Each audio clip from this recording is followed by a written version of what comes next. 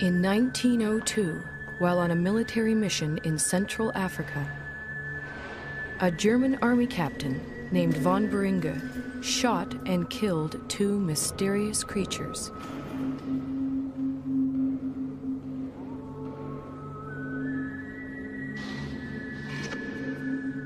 He then sent the skull and bones of one of them back home to Germany.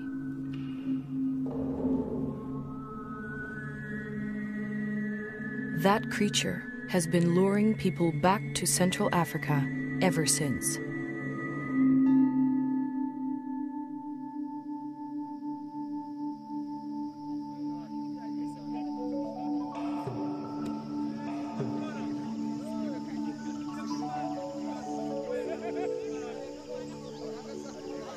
In 1921, American naturalist Carl Akeley made his way to the gorilla's ancestral home. The Virunga volcanoes, in what was then the Belgian Congo. Akeley brought a movie camera to document his visit,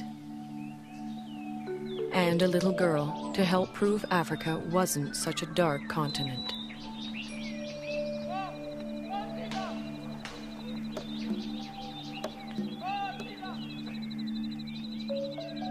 But there was much more to Akeley's expedition.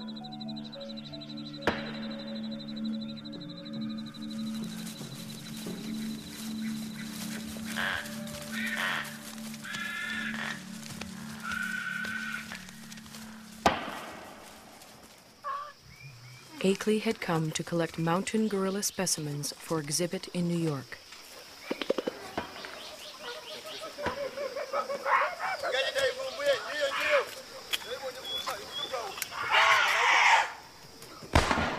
But each time the men stared into the eyes of a dead mountain gorilla, they saw a man-like creature staring back at them.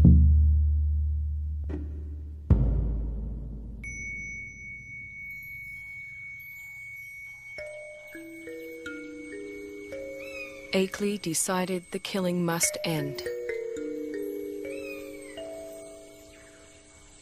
He urged Belgium's King Albert to make a permanent sanctuary of the gorilla's home.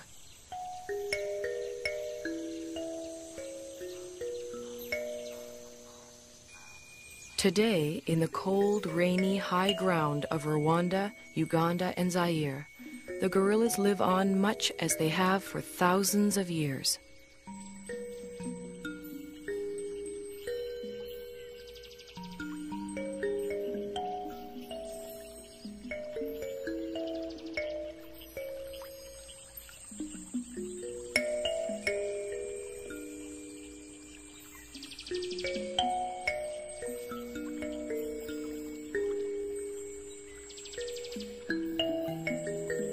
Only now their mountain home is tiny and isolated, pressed in on all sides by people and farmland.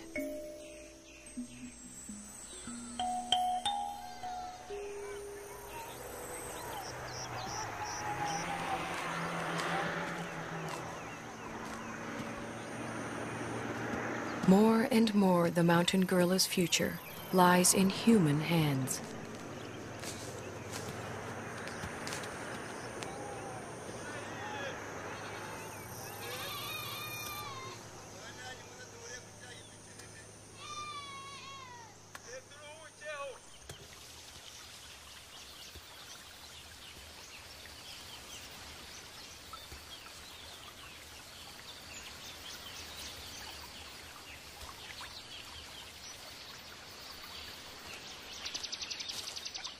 American field biologist George Schaller was the first person to study mountain gorilla behavior.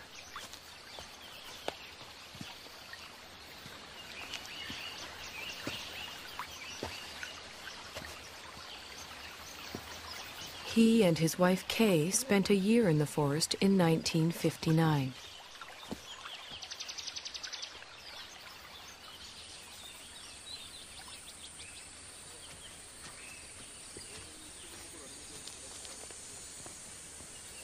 A number of other scientists have followed. Among them, current director of the Karasoke Research Center, Diane Doran. Hi. Hi. You made it. Good to see you. Hi. Hi, nice to see you. You made it just in time. The patrol's going out, and I was going out to see gorillas with Barabagwiza. Would you like to come along? Wonderful. Great. Okay. Tuginde. Tendagwiza.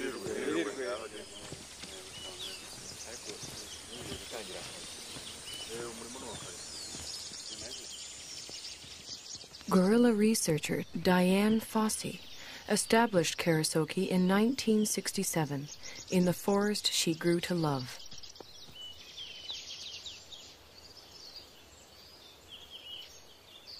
For Schaller, too, the forest became an enchanted place.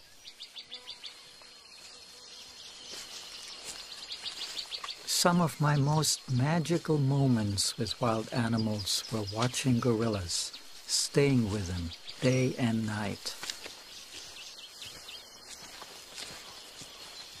I used to do all my own gorilla tracking.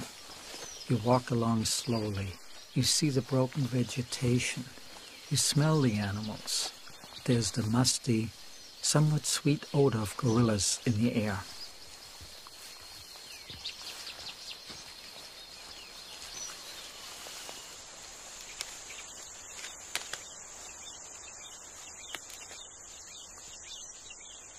When you follow them hour after hour, you adapt to their rhythm of doing things.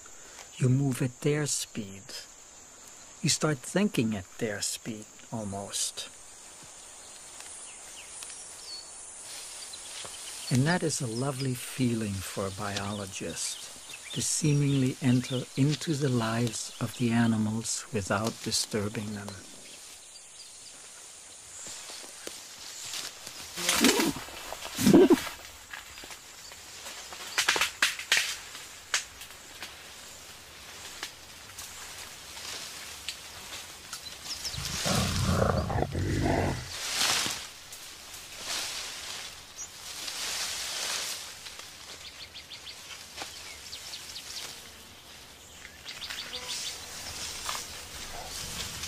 When approaching the animals, scientists try not to be too quiet. Mountain gorillas like to know when people are near.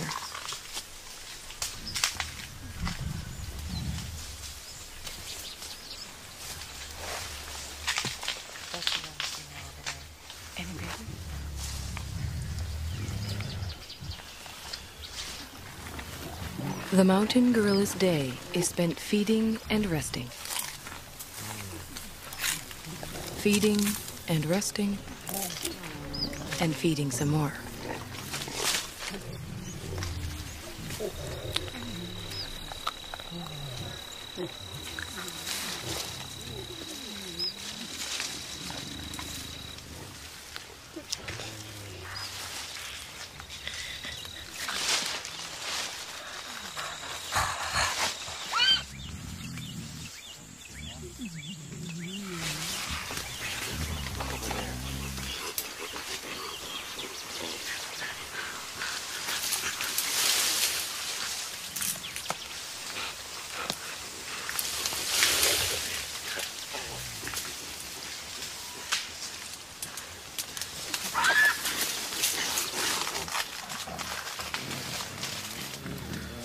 There are only a few hundred mountain gorillas left in the world. Most live as part of a family. The father and protector of this family is the male silverback, Umagumi. He acts as a magnet for the group. The females gather around him. Their infants and offspring gather around them.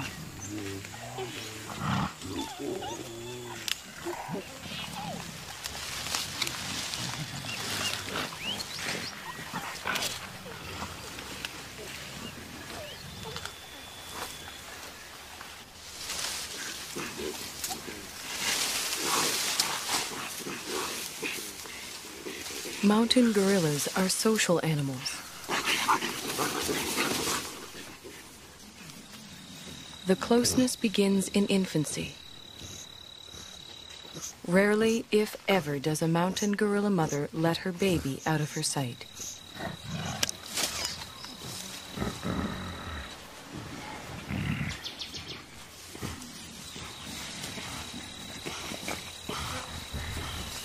The baby, for his part, likes nothing better than to make contact with the other members of the group.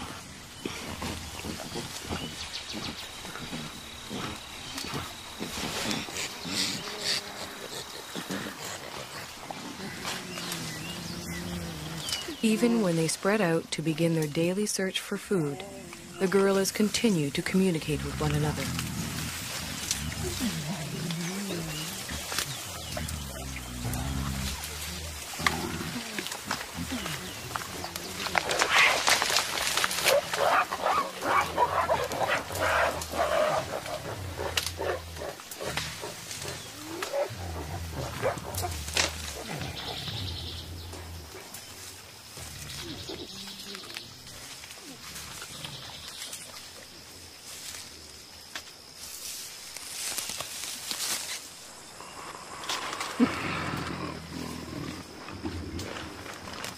While the adults devote most of their waking hours to foraging for food, the youngsters devote most of theirs to play.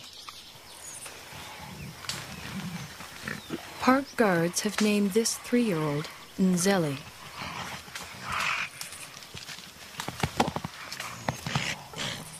They call his friend Imvura.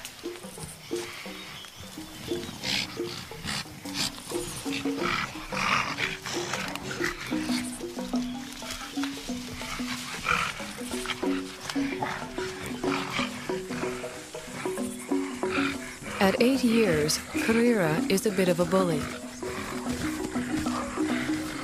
Mashushwe is only 4.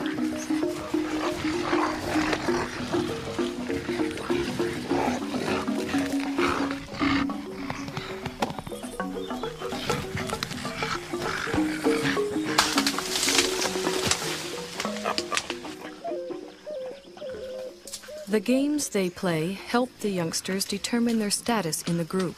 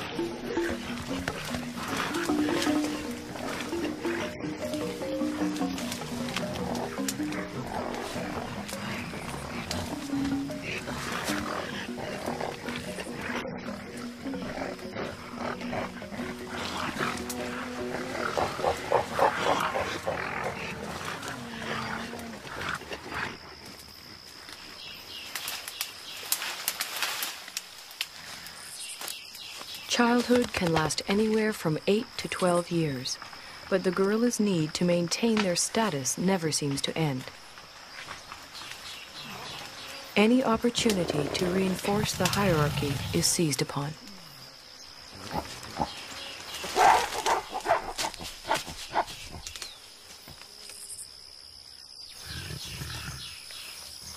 Then comes young adulthood.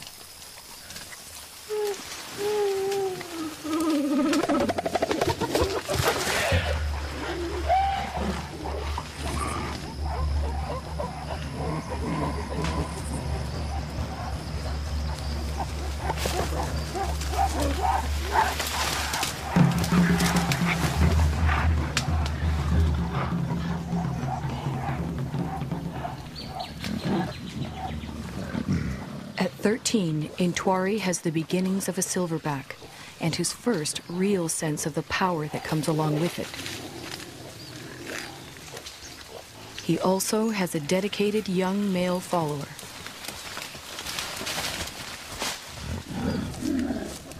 But what Intwari really wants is the attention and allegiance of the females in the group.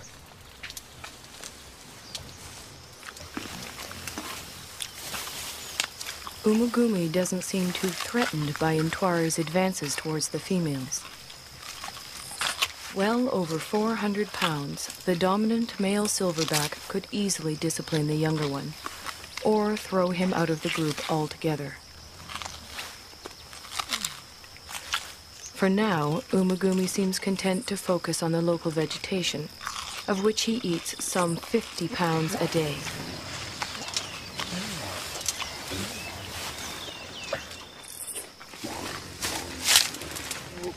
Mountain gorillas are mainly vegetarian, with a few ants and grubs thrown in for good measure.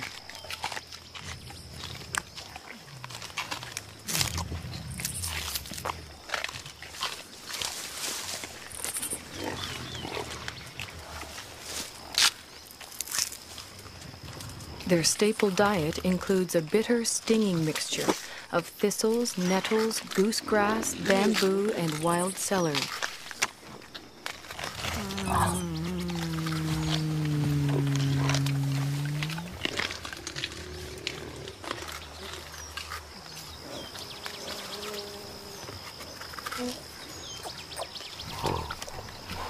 Although he has already begun to experiment with the food his mother likes to eat, Abumwe will continue to rely on her milk until he's 3 years old.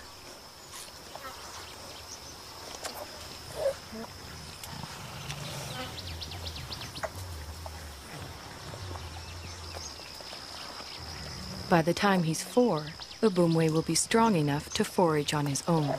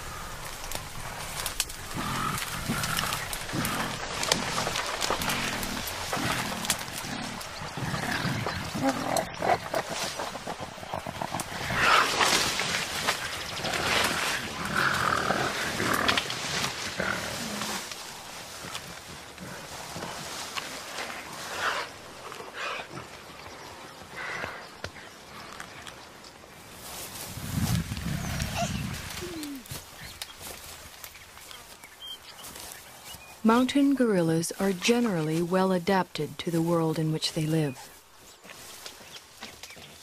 But however idyllic their home may appear, for the youngsters in the group, the mountains hold many perils. Many newborns simply don't survive.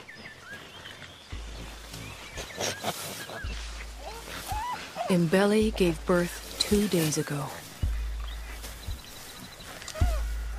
It will be several months before she can even let go of her baby, much less let him out of her sight.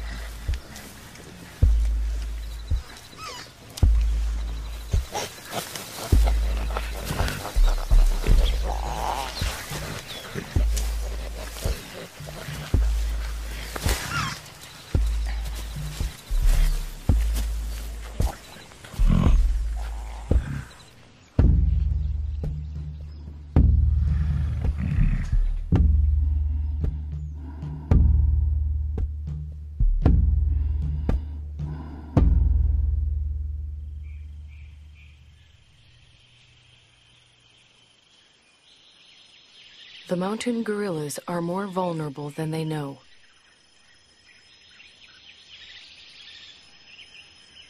Their ancestral home is much smaller than it once was.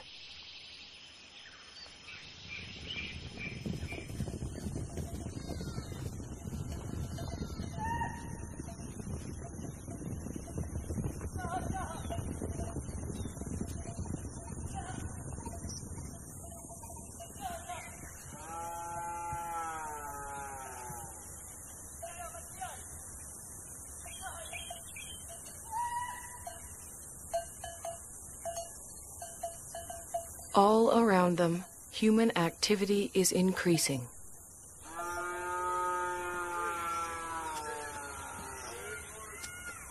Yet the mountain gorillas continue to live and move in ways familiar to them for generations.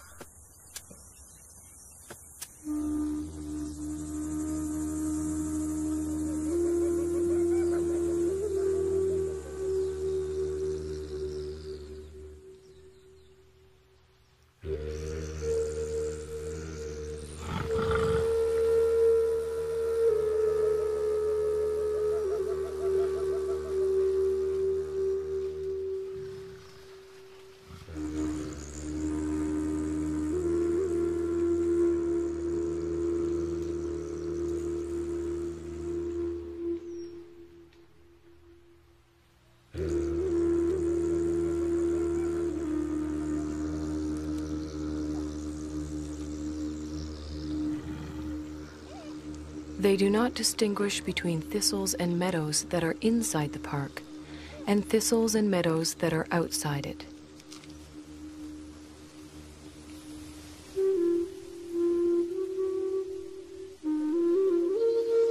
They simply go where their never-ending search for food takes them.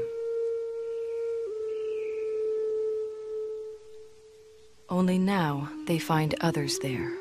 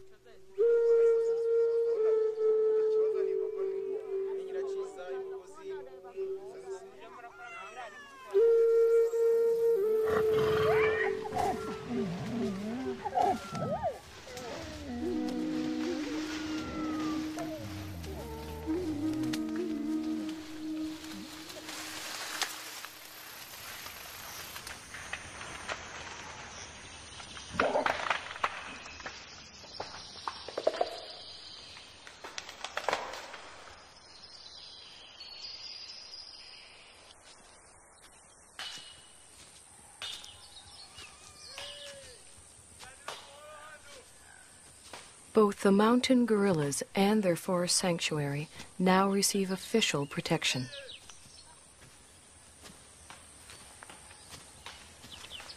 Park guards and anti-poaching patrols go to the forest every day.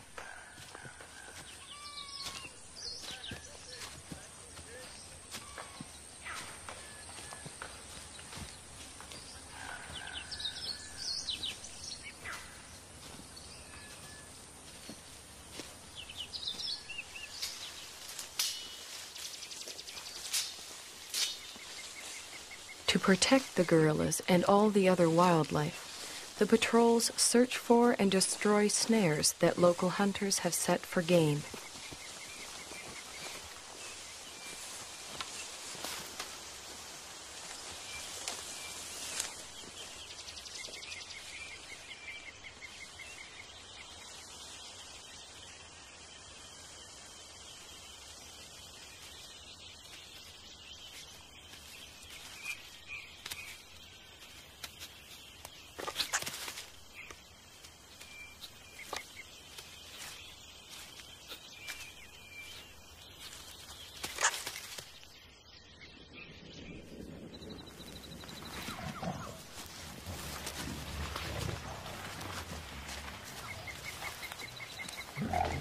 The guards search the forest, checking on the gorillas' whereabouts and welfare.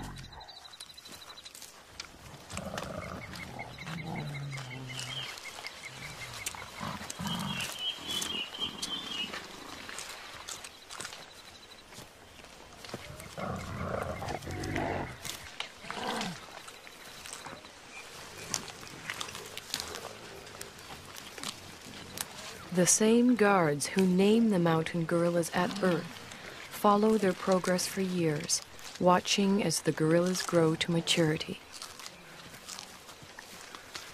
Over time, a close relationship develops, a bond between the animals and the men.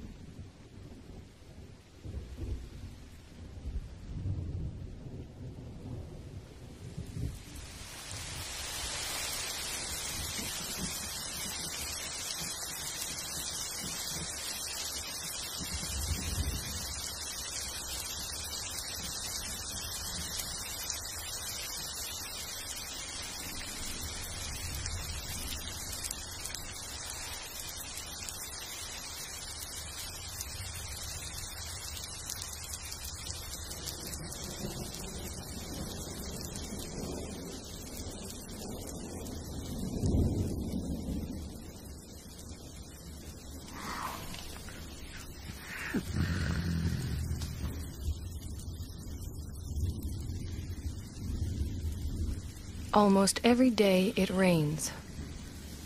The mountain gorillas don't seem to like it.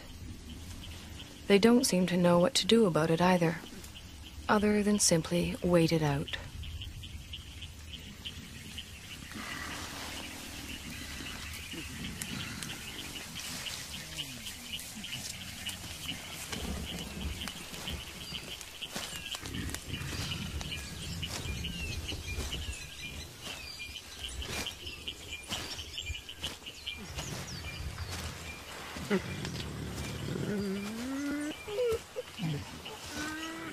At least the rain provides them with a rich supply of food.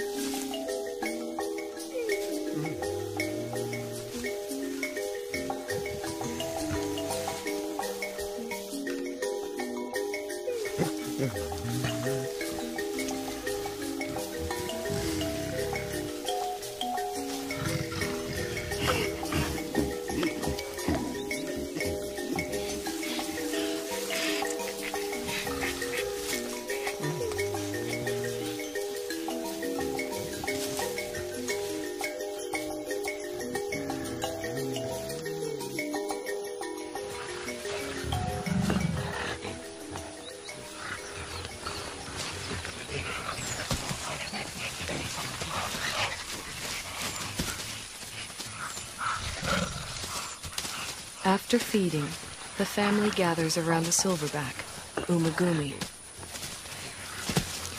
While the adults rest, the youngsters play.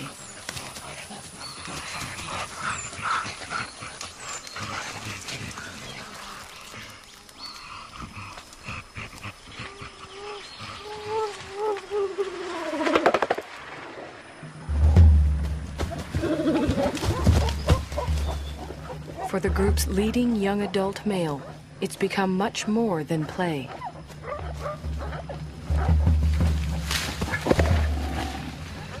Left unchecked, Intwari's newfound strength could eventually tear the group apart.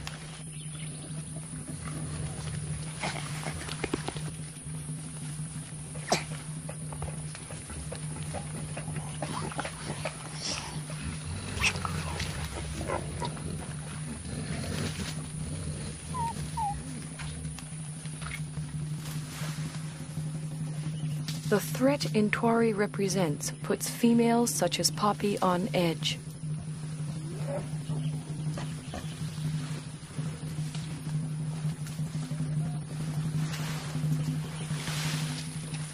Determined to get some kind of reaction from the others, Intwari bites into an inedible plant and contemplates his next move.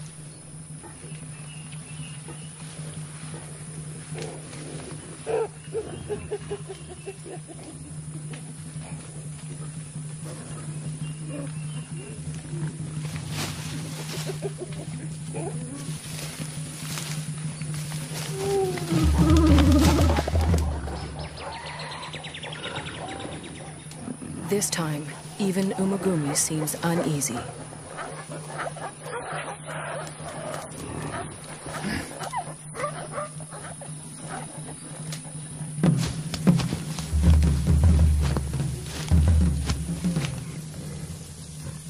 Intwari is presenting himself as their new leader, but the females don't see it that way.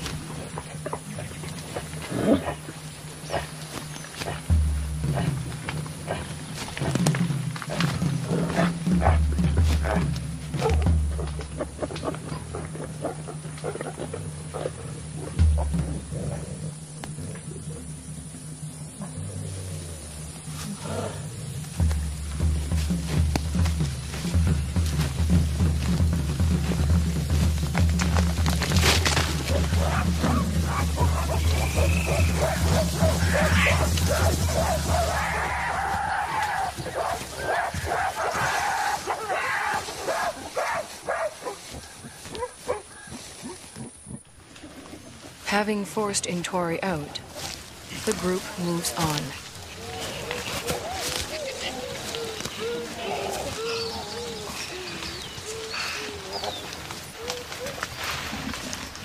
Before she joins them, Poppy, still vibrating with excess energy, vents it on the first young male she can find.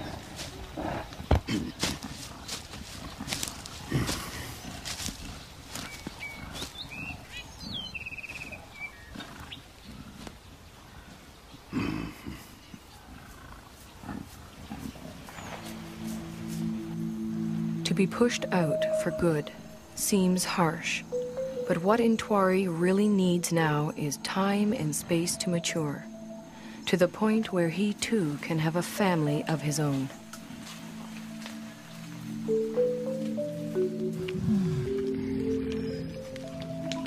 The next few years are critical for Intwari. They are also critical for all the other mountain gorillas.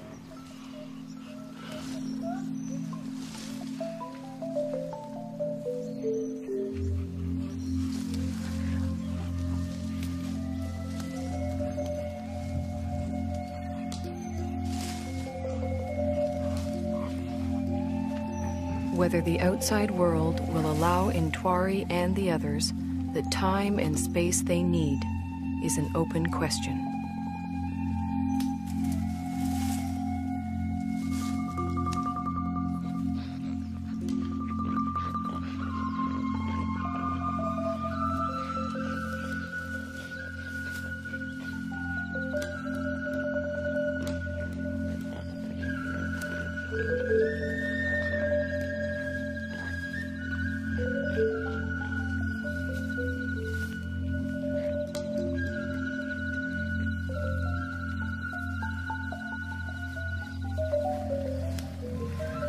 One thing is certain. If the mountain gorillas are to survive, we will have to protect them and their forest home forever.